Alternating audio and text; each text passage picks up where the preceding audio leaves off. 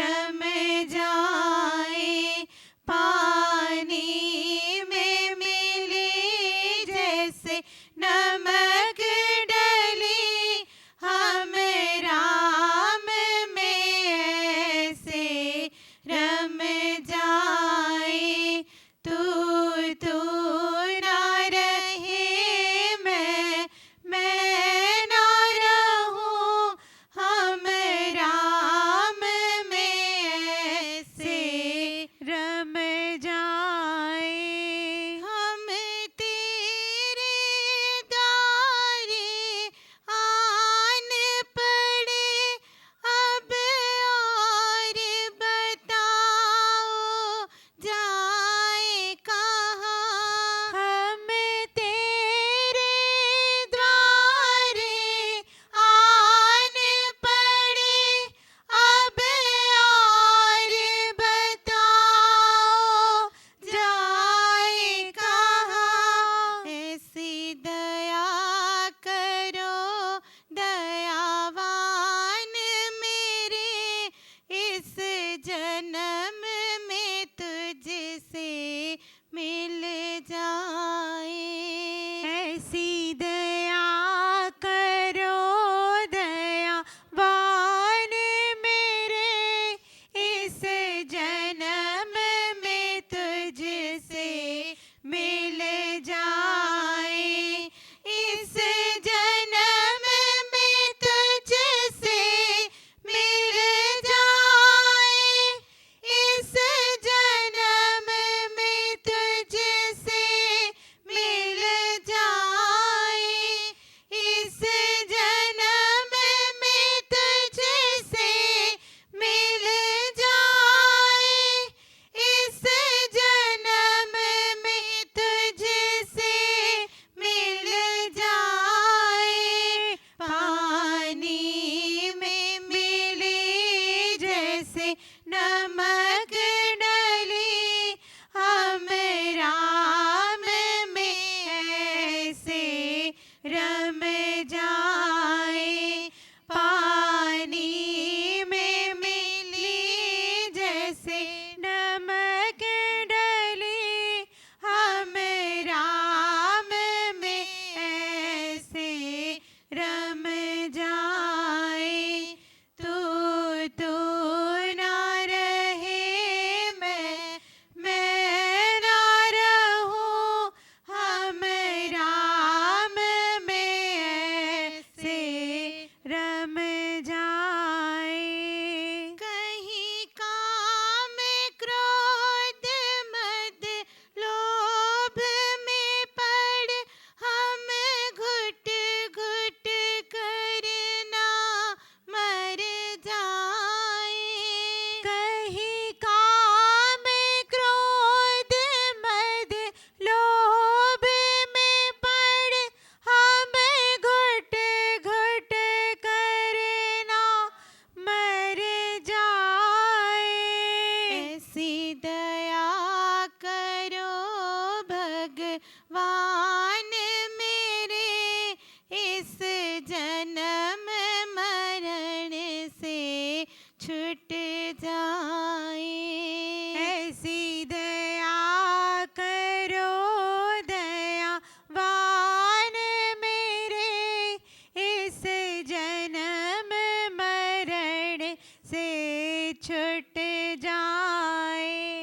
इस जन्म मरण से छूट जाए, इस जन्म मरण से छूट जाए, इस जन्म मरण से छूट जाए, इस जन्म मरण से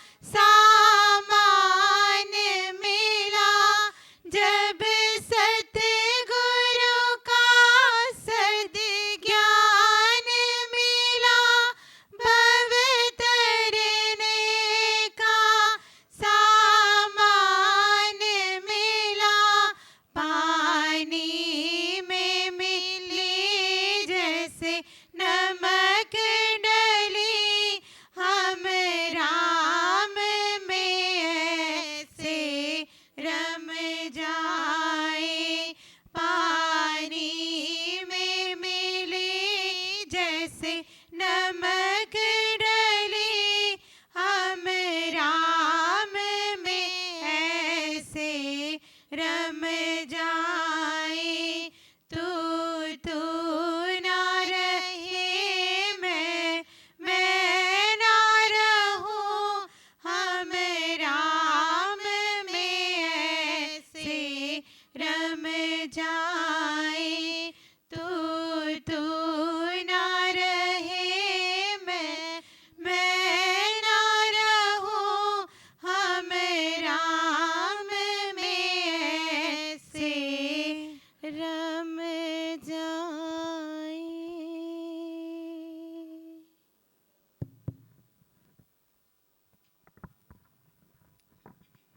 हम सब जहाँ आके बैठे हैं, सांसारिक दृष्टि से देखोगे या सांसारिक शब्दों में कहोगे तो आप इसको शोक सभा कहोगे, लेकिन हम इसको शोक सभा नहीं कहते, हम शुक्राना सभा कहते हैं।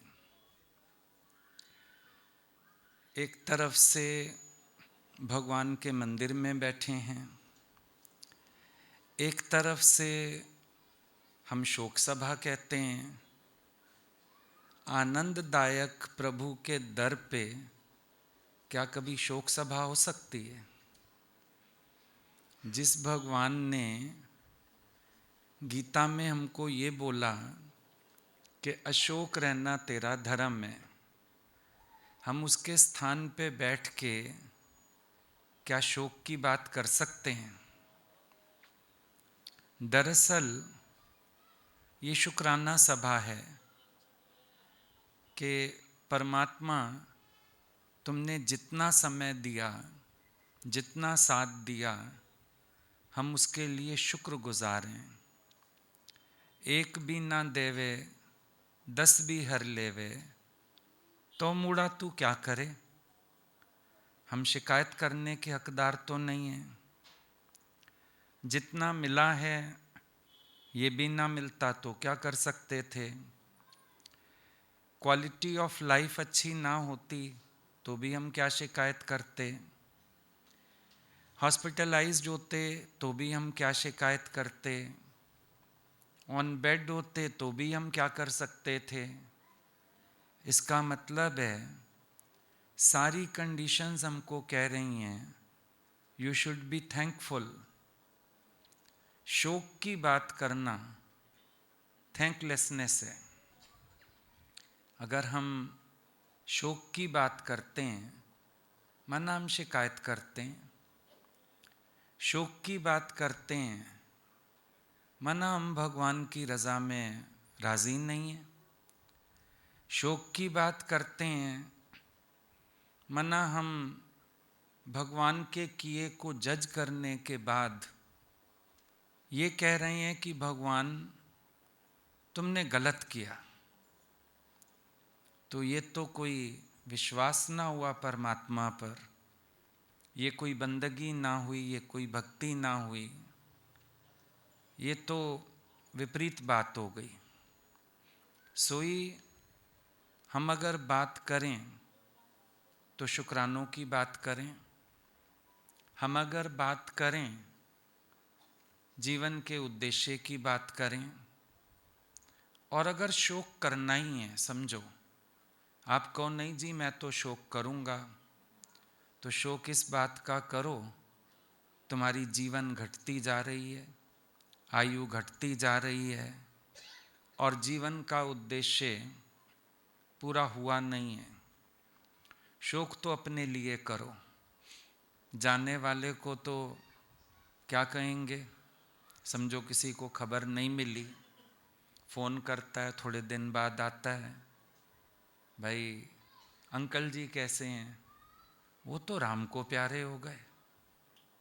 राम को कोई प्यारा हो गया तो शोक कैसा। राम को प्यारे हुए कोई गलत बात तो नहीं हो गई। दुनिया को प्यारे हो जाएं तो मुबारकें, दुनिया को प्यारे हो जाएं, अफेयर हो जाए, शादी हो जाए, दुनिया को कोई प्यारा हो जाए तो बधाइयाँ। राम को प्यारा हो जाए तो हाय तौबा, राम को प्यारा हो जाए तो शिकायतें। बड़ा अजीब दस्तूर नहीं है? एक तरफ से हम कहेंगे राम को प्यारे हो गए और उसके बाद हम शोकाकुल होंगे, तो फिर हमें खुद नहीं पता हम बोलते क्या हैं, हम करते क्या हैं। और बात बस थोड़ी सी और बढ़ाएं अगर, तो इतना कर लो कि खुद भी जीते जी राम को प्यारे हो जाओ। बाद में तो एक सांसारिक तरीका है बात को कहने का। भाई हमें बात क्योंकि कहनी है, तो एक तरीका है बात को कहने का कि हमने कहा राम को प्यारे हो गए। पर असल बात क्या है कि कोई जीते जी ऐसा प्रयास करे, कोई जीते जी ऐसा यत्न करे कि वो राम को प्यारा हो जाए और राम उसको प्यारे हो जाएं। राम उसको प्यारे हो जाएं, माना उसकी जिंदगी में ईश्वर के लिए अतिशय प्रेम जागृत हो जाए, माना उसके जीवन में परमात्मा की भक्ति जागृत हो जाए और हम राम को प्यारे हो जाएं, माना हम समर्पित हो जाएं, हमारा जीवन ईश्वर को अर्पण हो जाए। हम अंदर से ऐसा महसूस करें तन मन धन सब परमात्मा तेरा है। जैसे हम आरती में गाते ही आए, तन मन धन सब तेरा, तेरा तुझको अर्पण क्या लागे मेरा। वही बात जीवन में जब सिद्ध हो जाती है, उसी को कहते हैं ईश्वर से प्रेम होना, उसी को कहते हैं परमात्मा को प्यारा होना। तो अपने जीवन में हम जब तक शिकायतें नहीं ख़त्म करेंगे, अपने जीवन में जब तक हम दोष देने बंद नहीं करेंगे, तब तक हमारे जीवन से शोक का भी अंत नहीं होगा। हमारे जीवन से शोक खत्म करने का भार किसी बाहरी व्यक्ति पर नहीं है, हमारे जीवन से शोक खत्म करने का भार परमात्मा पर भी नहीं है। पर हम अपने जीवन से शोक खुद विदा कर सकते हैं जब हम जीवन से शिकायतों को विदा कर दें। जब तक कंप्लेंट्स हैं तब तक शोक है।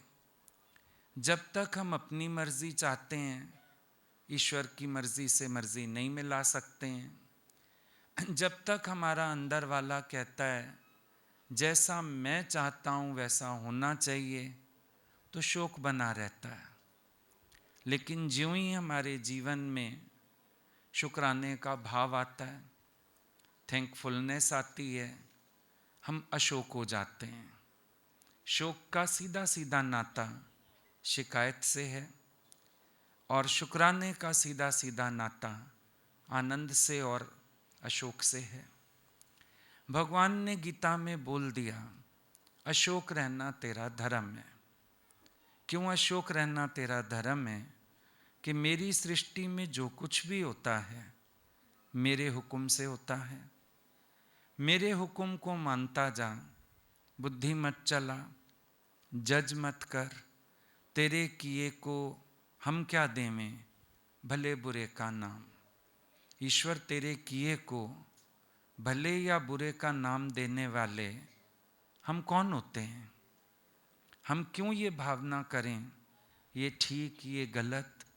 पर हम अपने जीवन में एक बात पक्की कर लेते हैं, जो तुध भावें साई भलीकार, तेरा भाना मीठा लागे। जो तेरी इच्छा मेरे लिए बहुत अच्छा, तो अपने आप ही शिकायत खत्म हो जाती है। शिकायत खत्म हो जाती है, शोक खत्म हो जाता है। शोक कोई बाहर से थोड़ी आया। नापसंदी और शिकायत ये शोक बनता है। अब सब कुछ पसंद करना शुरू कर दो, शिकायत करनी बंद कर दो, शोक खत्म हो जाएगा। ऐसा थोड़ी है कि ये बस भगवान के लिए है क्या अशोक रहना है? या खाली अर्जुन को बोला भगवान ने अशोक रहना तेरा धर्म में? अर्जुन को निमित्त बना के भगवान ने हम सबको एक मैसेज दे दिया। अब माने ना माने हमारी मर्जी है, लेकिन भगवान ने एक मैसेज दे दिया कि तू बेकार की बातों पे शोक करता है, अकारण शोक करता है। शोक का कोई कारण नहीं है, तेरे दुखी होने का कोई कारण नहीं है। अच्छा, अर्जुन को भी क्या समझा रहे थे? शोक का कारण क्यों नहीं है?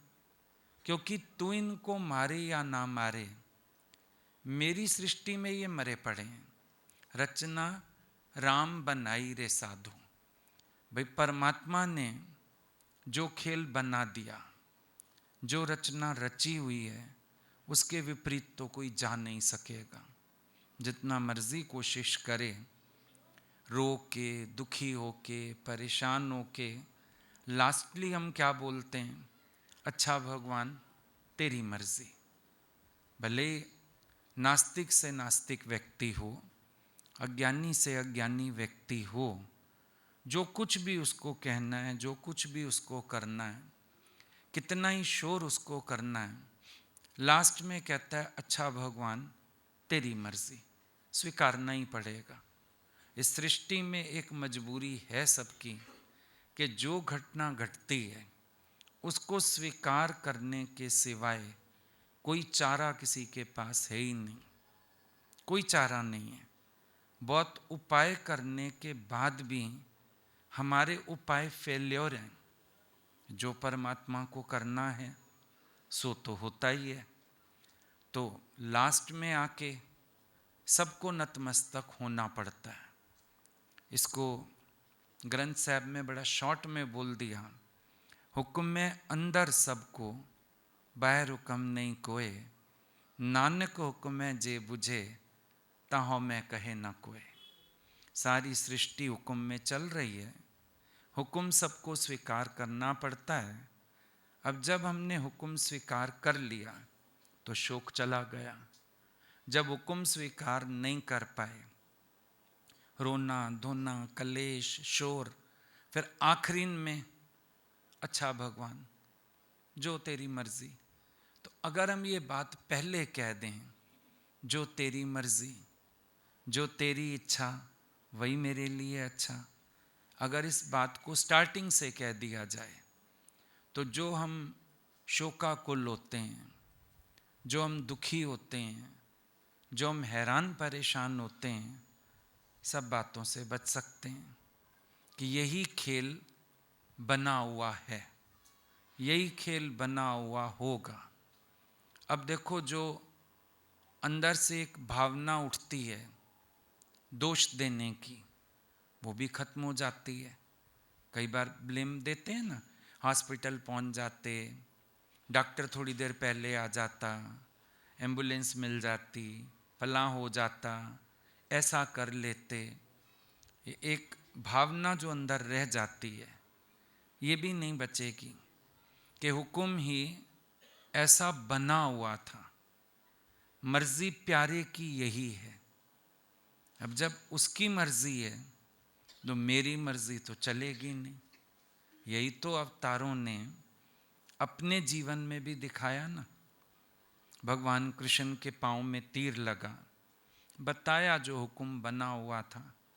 भगवान राम को वनवास हुआ, बताया जो हुक्म बना हुआ था। भाई, उस हुक्म को हमने भी स्वीकार किया, सिर झुका के स्वीकार किया। जब सृष्टि में आए हैं तो उस हुक्म को स्वीकार करना ही होगा। तो कितना हम अंदर से सुकून में आ जाते हैं। क्योंकि लाख चतुराई करने से भी कर्म के हिसाब तो खत्म नहीं हो सकते हैं। कर्म का लेख मिटे ना रे भाई। कोई लाख करे चतुराई, कर्म का लेख मिटे ना रे भाई। कितना चतुराई करें, होशियारी करें, क्लेवर बनने की कोशिश करें। रावण ने क्लेवरनेस की थी, वरदान मांग लिया और मांग लिया मैं देवता से ना मरूं, इससे ना मरूं, उससे ना मरूं। पूछा उससे, भाई तूने वरदान मांग लिया सबसे ना मरूं, मनुष्य का तो तूने कुछ कहा नहीं, मनुष्य से ना मरूं। कहता है साधारण मानव मेरा क्या बिगाड़ लेगा, साधारण मानव की बात करूं मेरा क्या बिगाड़ेगा। बस भगवान ने मानव रूप ही लिया। फिर तो कोई लाख करे चतुराई, चतुर आदमी ओवर कॉन्फिडेंट भी है, और उसका कॉन्फिडेंस ही उसका बेड़ा गर्क करता है, उसका कॉन्फिडेंस ही ओवर कॉन्फिडेंस मारता है। क्योंकि अपनी मैं, अपना अहंकार, तो आखिर उसके विनाश का कारण उसका अपना अभिमानी बनाना। तो चतुराई तो की, तो अभी हम कैसी भी चतुराई करें, जो बना हुआ है सो तो बना ही हुआ है। तो अगर हम एक्सेप्ट कर लेते हैं, सत्संग माना एक्सेप्टेंस, आर्ट ऑफ एक्सेप्टेंस। हम क्या सीखते हैं? आर्ट ऑफ एक्सेप्टेंस सीखते हैं।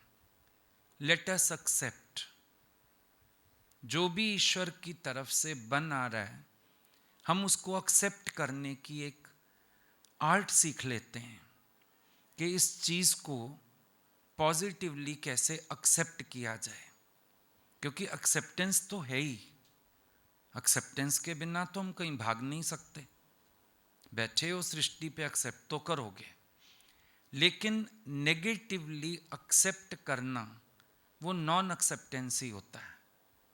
जब आप किसी चीज को नेगेटिवली एक्सेप्ट करते हो तो इसको क्या कहेंगे? Non acceptance. अंदर वाला एक्सेप्ट नहीं कर रहा, बाहर मजबूरी में एक्सेप्ट करना पड़ रहा है, नॉन एक्सेप्टेंस हो गया।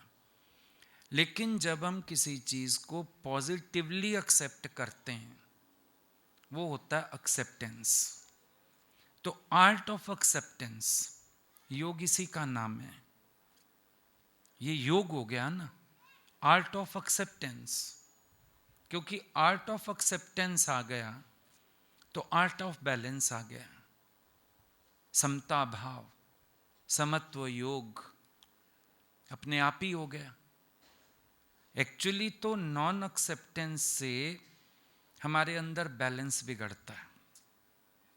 जब नॉन एक्सेप्टेंस होता है तो अंदर बैलेंस बिगड़ता है, दुखी होते हैं, परेशान होते हैं, हलचल में आते हैं, ये क्यों हो गया, ये नहीं होना चाहिए था, मैं तो इस चीज़ को स्वीकार नहीं कर सकता हूँ, भगवान तूने मेरे साथ ऐसा क्यों किया। इस तरह की फीलिंग्स आते हैं तो वो आपके अंदर वाले का बैलेंस बिगाड़ देते हैं। डिसबैलेंसिंग हो गई, परेशानी हो गई, दुख हो गया, उलझन हो गई, रोना पीटना हो गया। लेकिन जब आर्ट ऑफ एक्सेप्टेंस आ जाता है तो जो भी खेल बना हुआ है शरीर के साथ, तो हम उसको स्वीकारते जाते हैं कि अगर तेरी मर्जी यही है, मेरी मर्जी भी यही है। Thy will is my will, भगवान तुम्हारी मर्जी ही मेरी मर्जी है। वचन गाते हैं हम लोग, सीताराम सीताराम सीताराम कहिए, जई विधि राखे राम तई विधि रहिए।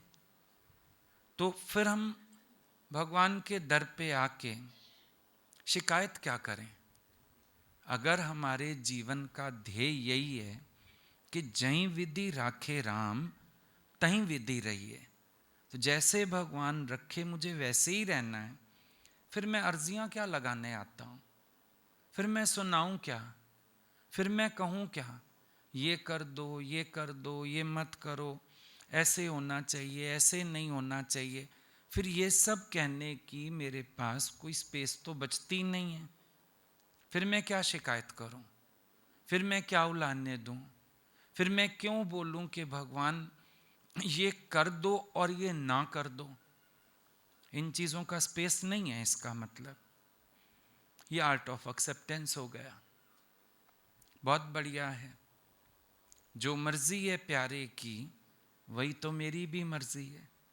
अब भक्त कह सकता है चलाता है तो चलता हूँ, उठाता है तो उठाता हूँ, बिठाता है तो बैठता हूँ, कराता है तो हो जाता है।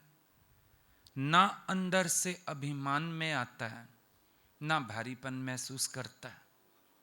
हलाई ता हली वञा, विहारी ता वस, वाग धनी तिंजे वस। भगवान ये जीवन की डोर है तुम्हारे हाथ में, चलाते हो तो चलता हूं, रोक देते हो तो रुक जाता हूं। मैं सोचता ही नहीं हूं कि मुझे चलना है या मुझे रुकना है। गो विद द फ्लो। बड़ा इजी हो जाती है लाइफ। आप कई लोगों को देखते हो इजी गोइंग होते हैं, कहते हैं तो मस्त मौला है, इसको तो फर्क नहीं पड़ता, जो होता है ये तो अपना मस्त रहता है। तो क्या है उसके पास? Go with the flow. जैसा हो रहा होता है, जैसा चल रहा होता है, वो उसमें ही चल पड़ता है। ठीक है, जिस तरफ का बहाव है उधर ही चल पड़ता है। चार लोग बोलते हैं ये करना है, कहता है हाँ जी, नहीं करना ओके जी, झंझट खत्म। गो with the flow. Go with the flow कौन करेगा? जिसकी अपनी कोई विल नहीं होगी। हम भगवान से भी क्यों अटक जाते हैं? क्यों हमारे दिल भारी रहते हैं? क्यों शिकायतें रहती हैं? क्यों उदास रहते हैं? क्यों निराश रहते हैं? क्यों हम बाहर से तो हंसी का दिखावा करते हैं, अंदर मन भारी भारी रहता है? क्योंकि हम कहीं ना कहीं एक्सेप्ट नहीं कर पाते हैं जो भी हमारे चारों तरफ का माहौल होता है, जो भी हमारी प्रकृति बनी हुई होती है, जो भी हमारे शरीर की प्रारब्ध बनी हुई होती है, जैसा भी खेल हमारे सामने आता है, जब हम उसको एक्सेप्ट नहीं कर पाते हैं, वहीं पर हमारे अंदर शोर पैदा होता है, वहीं हमारे अंदर भारीपन आना शुरू होता है। हम फ्लो नहीं कर पाते। जैसे आपको पानी में भी तैरना है, फ्लो करना है, तो आपको अपनी सांस पे नियंत्रण चाहिए होता है। अगर सांस पे नियंत्रण नहीं है तो आप तैर नहीं पाते हो, डूबते हो। ईश्वर की सृष्टि में भी यही है। अपनी चाहना पर कंट्रोल, अपनी विल पर कंट्रोल, वो आपको गो विद द फ्लो करने की पावर देता है।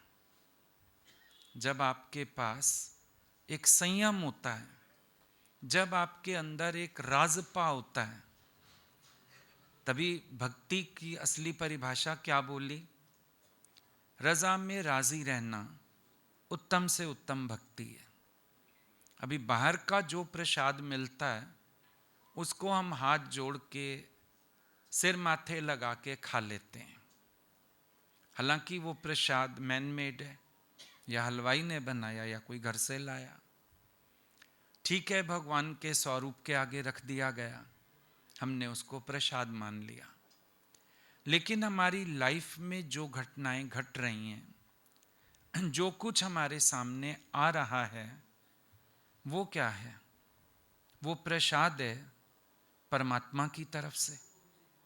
भाई, एक प्रसाद आपको कोई बांटता है, एक हम बोलते हैं लाओ आज हम अपने हाथ से प्रसाद देते हैं, आप खुश हो जाते हो। तो परमात्मा जो प्रसाद भेज रहा है उसमें मीन में क्यों? जब बाहरी प्रसाद को एक कड़ा प्रसाद मिलता है, सिर आंखों पे लगा के हम खा लेते हैं। बूंदी मिलती है, बर्फी मिलती है, खा लेते हैं। कभी कभी तो गोवर्धन में जाते हो तो मिर्च भी होती है सब्जी में, कड़ी मिर्ची वाली सब्जी, मिर्ची वाली, तो भी सोचते हो चावल ज़्यादा ले लें, लेकिन प्रसाद पे कोई नाम ना रखें। कोई बात नहीं, प्रसाद है। तो जो हालतें आ रही हैं, जो हमारी आसपास की सृष्टि में घटित हो रहा है, वो क्या है? क्या वो ईश्वर का प्रसाद नहीं है?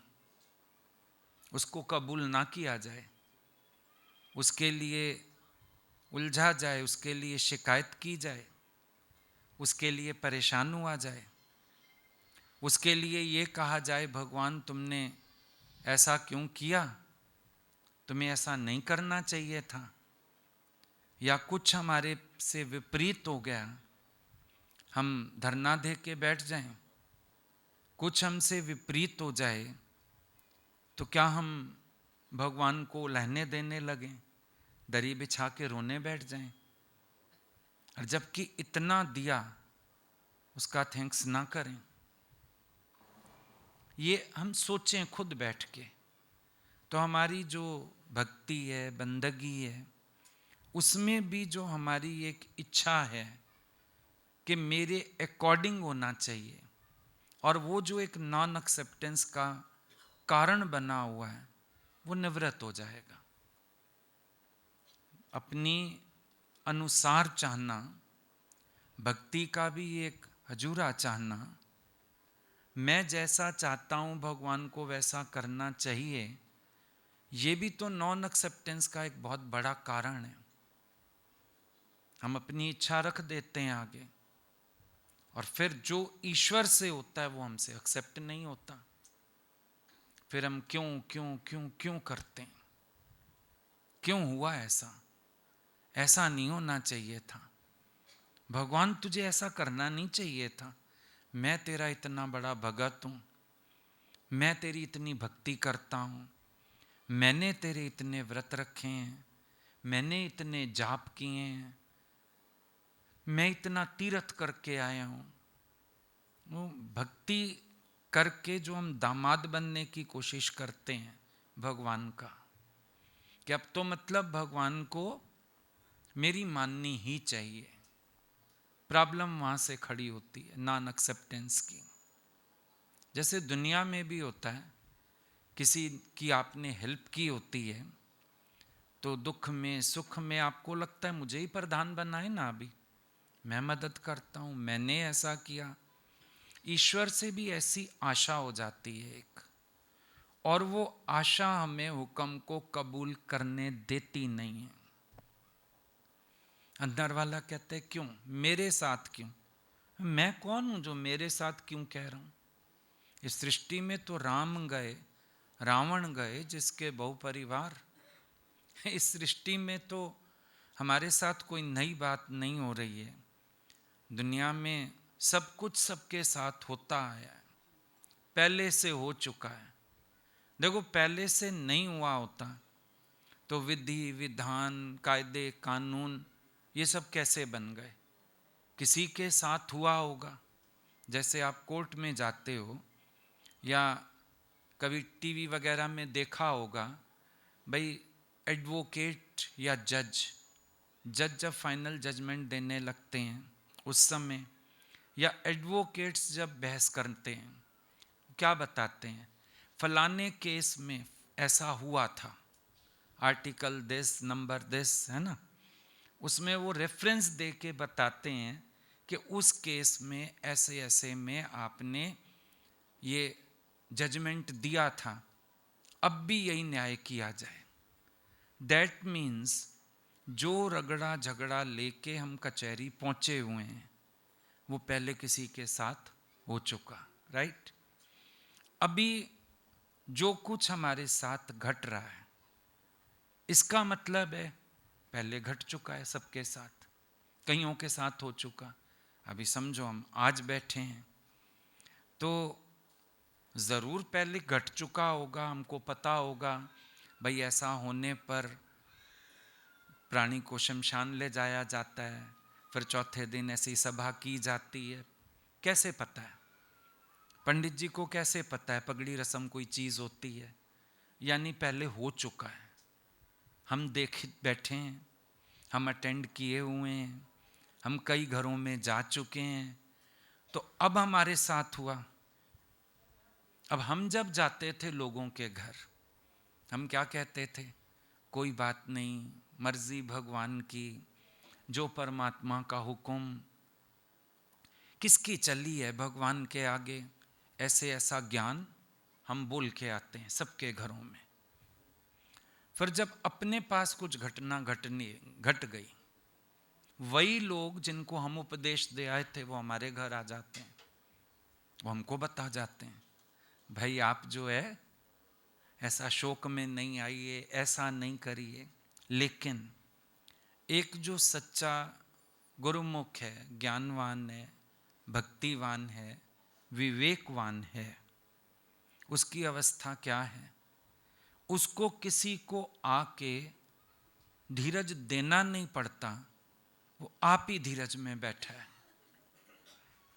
गुरुमुख सच्चा आप ही धीरज में बैठा है, प्राण उसको जो आता है उसका दर्शन करता है, क्योंकि उसके अपने पास पॉजिटिव बात है, उसके पास कोई शोक नहीं है, नेगेटिविटी नहीं है, दूसरों को उसको कंधा नहीं देना पड़ता, दूसरों को सहारा नहीं देना पड़ता, पर वो खुद भगवान की रजा में राजी होके मुंह ऊंचा करके बैठा है कि जो मेरे मालिक की मर्जी है, मैं को तो वो स्वीकार है, मेरे पास कोई शिकायत नहीं है, मेरे पास कोई उलझन नहीं है, मैं परमात्मा को ब्लेम नहीं करता हूँ, मैं तो खुश बैठा हूँ। अच्छा, तुमसे भगवान ने कुछ लिया और तुम राजी बैठे हैं? बोलता है जिसकी वस्तु तिस आगे रखे, प्रभ की आज्ञा माने माथे। भाई जिसकी वस्तु थी उसके आगे रखी है, मैंने क्या किया? भगवान ने मेरा कुछ लिया क्या? अपनी अमानत गर कुछ वर्षा ले, अज्ञानी मन तू रोष करे। अभी आप किसी के घर में अपनी कोई चीज रख के आ जाओ, छाता रखा हो, कोई मिक्सी मांग के ले जाए, कोई भी ऐसी बात हो जाए, पीछे जब आप लेने जाओ, भाई मेरी चीज मेरे को दियो, अगला व्यक्ति आपको गाली देने लगे, मोहल्ला इकट्ठा कर ले, बेईमान कहे आपको, आप कहोगे बड़ा बेकार आदमी है, अमानत रखी थी वही उठाने आया हूं। शास्त्रों ने कहा धृतराष्ट्र को पनिशमेंट मिला, अंधा हुआ और 100 बेटे मारे गए, कि किसी ने 100 तीतर अमानत रूप रखे थे, वो तीतर उसको नौकर पका पका खिलाते रहे और उसने परवाह नहीं की। जब वो आया तीतर लेने तो बोला तीतर तो आपको खिला दिए, बोला भाई तीतर नहीं है, उसने बोला तू अंधा था क्या? पूछता तो सही रोज ये तीतर कहां से आ रहा है। तो उसी का श्राप लगा, अंधा भी बना और 100 पुत्र भी सामने सामने मारे गए। सुनी हुई हैं बातें। अब इस सृष्टि में किसी की अमानत, किसी का हक मारने का ये नतीजा, परमात्मा की अमानत मारने का नतीजा क्या होगा? परमात्मा ने भी तो अमानत रखी है तुम्हारे पास, तेरा तो कुछ है नहीं, यहां तक कि तेरा अपना शरीर भी ईश्वर की अमानत है, तेरा अपना शरीर भी परमात्मा की अमानत है, ये भी एक दिन भेंट करने का है, लौटाने का है।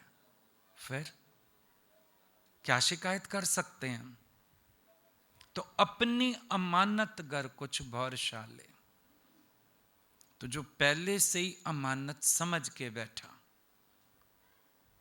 आर्ट ऑफ एक्सेप्टेंस में ये भी बात आ गई, हम पहले से ही अमानत एक्सेप्ट करके बैठे हैं कि जो आज मेरे पास है अमानत है परमात्मा की, जा सकता है, संभव है, जा सकता है, एक समय के लिए मेरे पास है, एक समय के बाद देखो, वैसे भी सृष्टि में देख रहे हो, संसार माना सरकता जा रहा है, पृथ्वी माना घूमती जा रही है, तो जो शय आज यहां है कल वो आगे चलती है,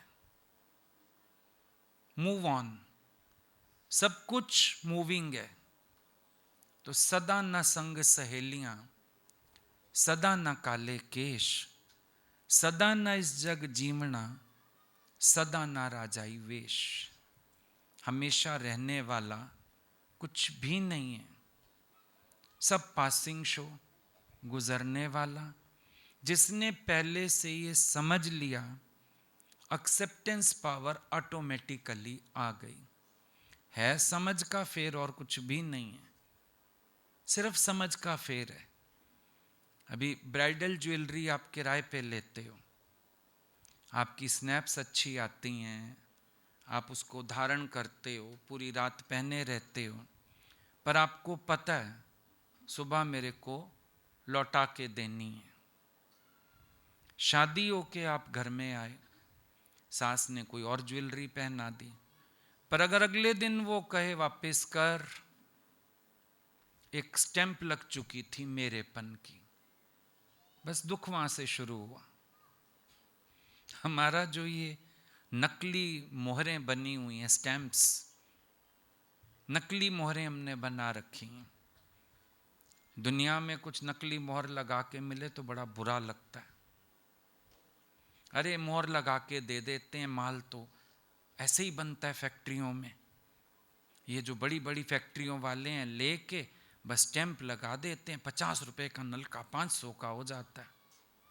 बड़ा बुरा लगता है ना तुम्हें, कोई अपने नाम से ब्रांडिंग करे। तुमने भगवान की सृष्टि में हर चीज की ब्रांडिंग अपने नाम से नहीं कर रखी। मेरा बेटा, मेरा पति, मेरा घर, मेरा धन, मेरी गाड़ी, एक नकली स्टैंप बना रखी है, हर चीज पे लगाते जा रहे हो, जबकि तेरा कुछ भी नहीं। कहने को अपना शरीर भी तेरा नहीं है, लेकिन अपने नाम से ब्रांडिंग बहुत कर रखी है।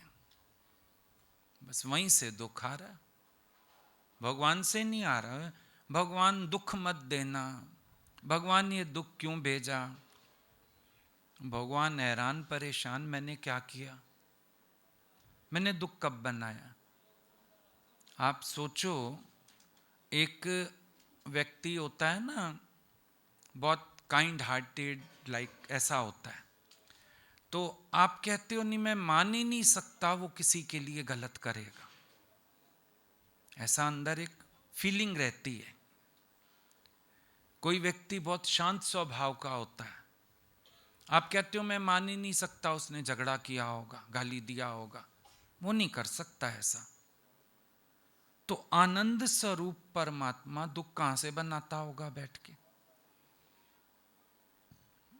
आप बोलोगे दुख लगता तो है,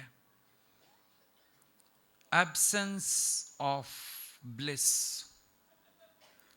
आत्मिक प्रसन्नता का अभाव ही दुख है। जैसे अंधेरे की परिभाषा पूछें, अंधेरे की कोई परिभाषा नहीं है, एब्सेंस ऑफ लाइट। अंधेरा क्या है? Absence of light. दुख क्या है? एब्सेंस ऑफ ब्लिस, आत्मिक सुख का अभाव, यही तो दुख है। आत्म आनंद का अभाव, यही तो दुख है। और दुख की कोई परिभाषा ही नहीं है। दुख भगवान को बनाने थोड़े आता है। आप बोलोगे भगवान ने दुख बनाया, भगवान ने दुख भेजा। भगवान ना हालतें भेजता है, फिर बड़ा ज्ञान हो जाएगा ज्यादा थोड़ा सा। भगवान परीक्षा लेता है दुख भेज के।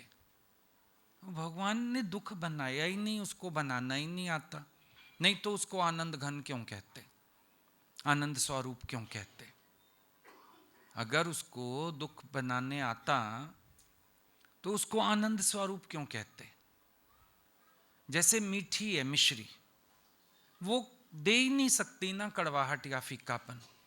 कोई मिश्री खा के बोले फीकी है, मैं पागल है क्या।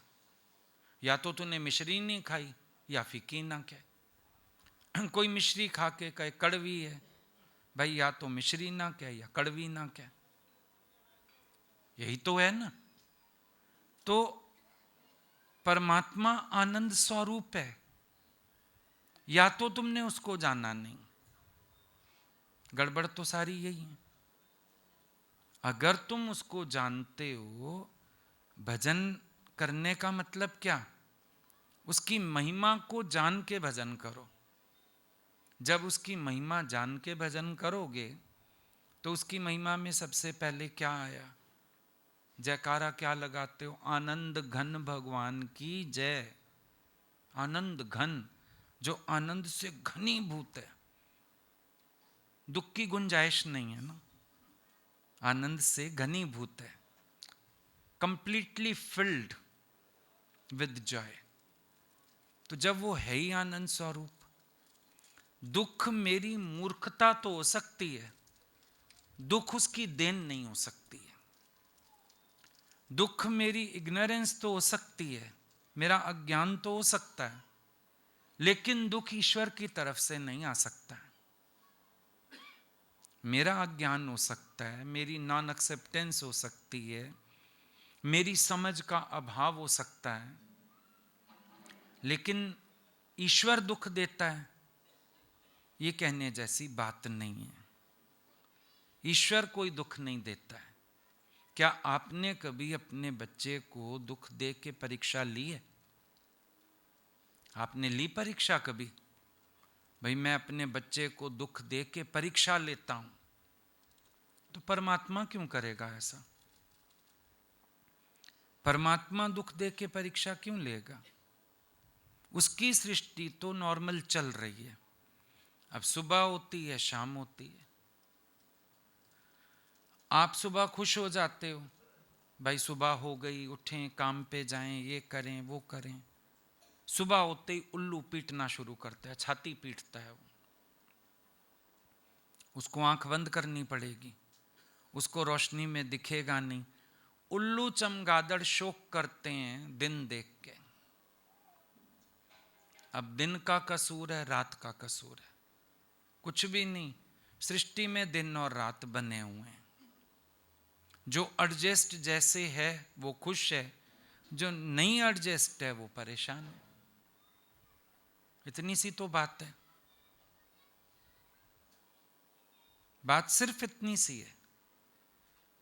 तो भगवान ने दिन बना के गलती की या रात बना के गलती की? दिन बना के ठीक किया, रात बना के ठीक किया।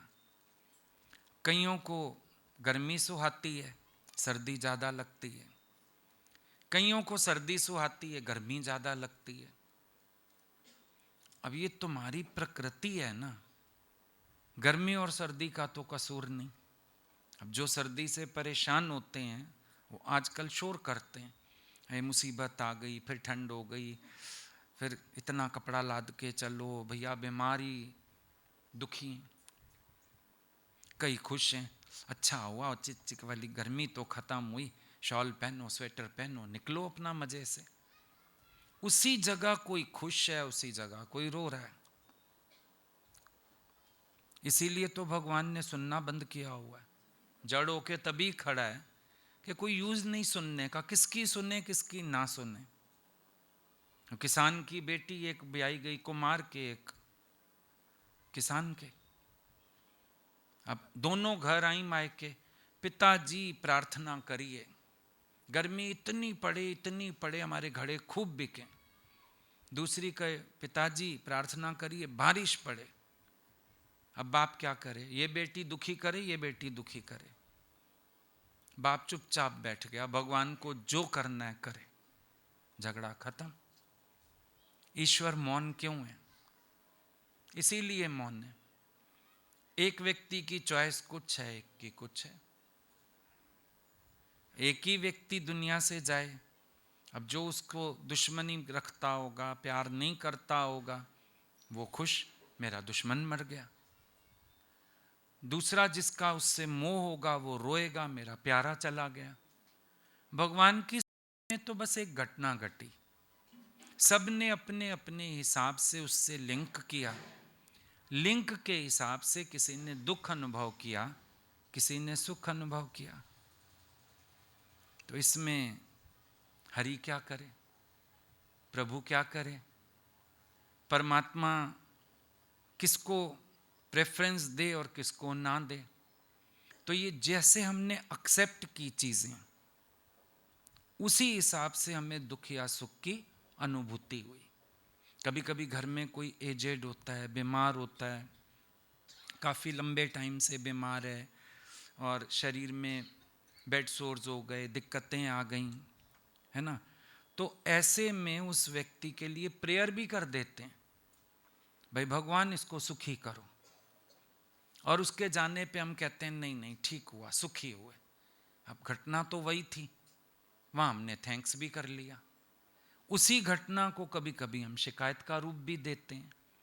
तो जो हमारा वे ऑफ एक्सेप्टेंस होता है, हमारा सुख और दुख उसी हिसाब से हमें एक्सपीरियंस होता है। तो जब वे ऑफ एक्सेप्टेंस करेक्ट कर लिए जाएंगे तो सुख और दुख की जो अनुभूति है वो खत्म हो जाएगी। फिर हम एक रस भाव में आ जाएंगे, फिर हम एक आनंद में आ जाएंगे, फिर हमारे अंदर का शोर खत्म हो जाएगा। तभी मैंने बोला महापुरुष इसको शोक सभा नहीं कहते, शुक्राना सभा कहते हैं कि जितना समय परमात्मा ने दिया, जितना समय ईश्वर ने कृपा की, हम उसके लिए शुक्रगुजार हैं। हम उसके दर पे बैठे हैं, मिल के हम थैंक्स करते हैं। थैंक यू गॉड, भगवान तेरा लाख लाख शुक्र है।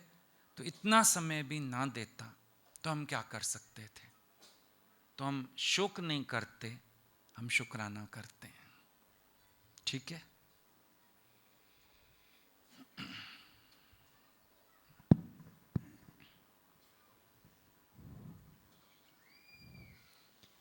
मैं क्या जानूं तेरी रघुराई, मैं क्या जानूं तेरी रघुराई।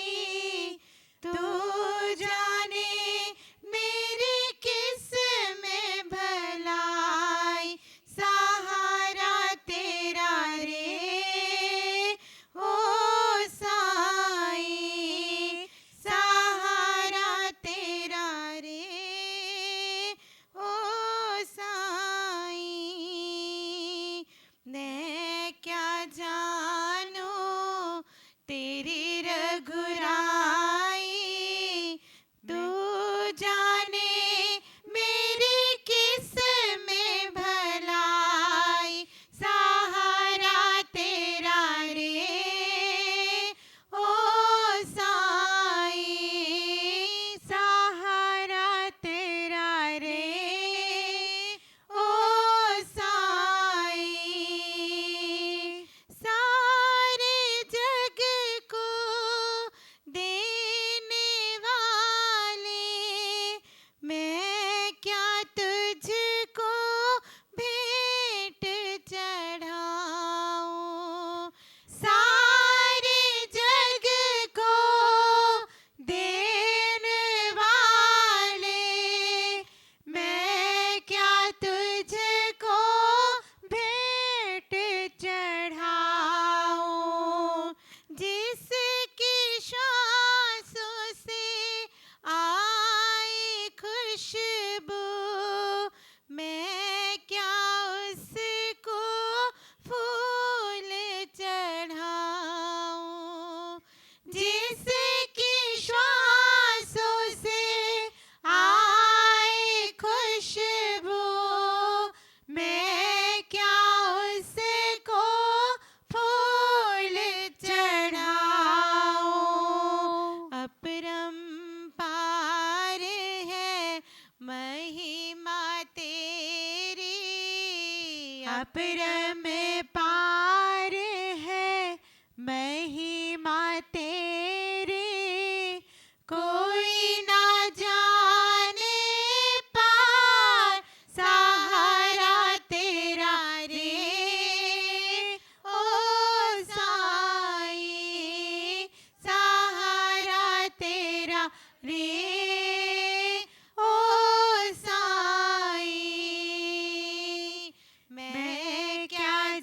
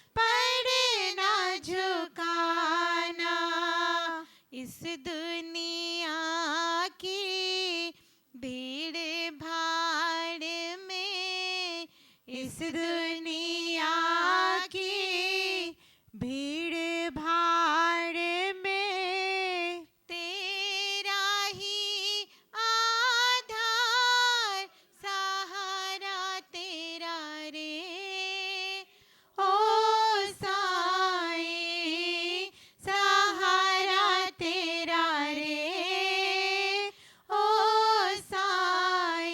साईं मैं क्या जानूं तेरी रघुराई तू जाने मेरी किस में भलाई सहारा तेरा रे ओ साईं सहारा तेरा रे ओ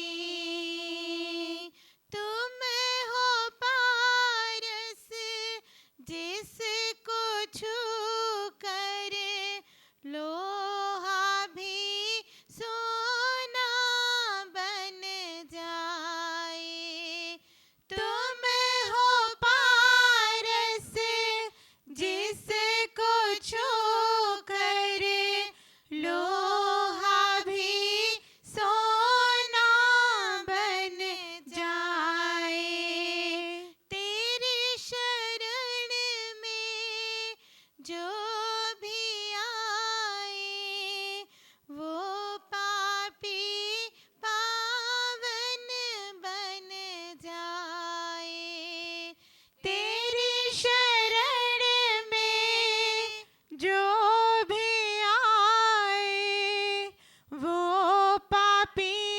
पावन बन जाए इस माया की चकाचौंध में इस माया